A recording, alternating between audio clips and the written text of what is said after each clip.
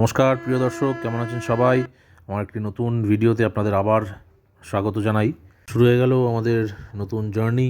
বছরের শুরুতেই আমাদের প্রোগ্রাম ছিল, অনেক দিন ধরেই আমরা যাব করে চিন্তা করছিলাম আমরা রাম মন্দিরে যাব। যাই হোক, প্ল্যানটা আমাদের সাকসেস হয়েই গেল। এই আমাদের ট্রেন পূর্বাঞ্চল এক্সপ্রেস, আমাদের যাত্রা শুরু হলো।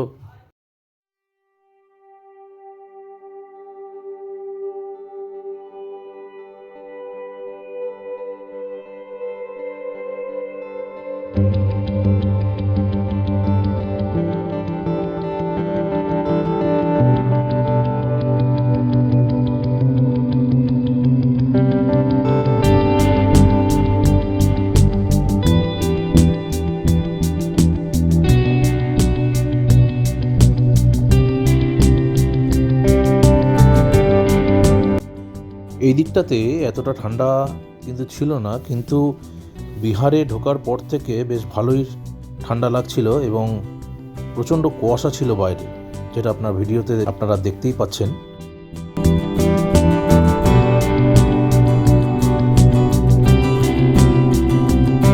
শেষমেশ পৌঁছে গেলাম গোরখপুর স্টেশনে। নির্ধারিত টাইমেই ট্রেন আমাদের পৌঁছে দিয়েছিল। 2-1 মিনিট এদিক ওদিক হলেও ট্রেনটা বেশ ভালোই চলেছিল। খুব ভিড় ছিল, যেহেতু মহাকুম্ভ চলছিল, এই জন্য গোরখপুর স্টেশন চত্বরটা খুব ভিড় ছিল।